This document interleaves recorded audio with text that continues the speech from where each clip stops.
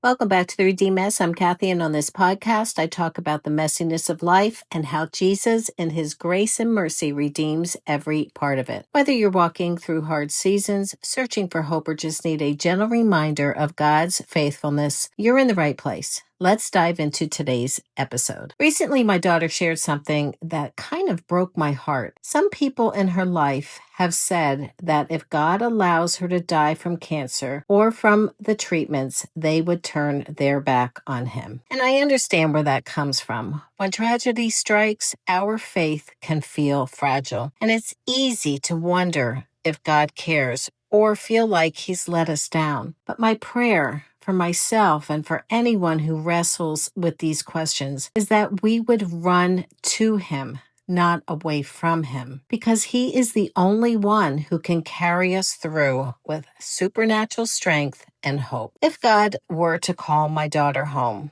it would hurt more than I can imagine. The grief would be real and heavy, but I also know she wouldn't be suffering anymore.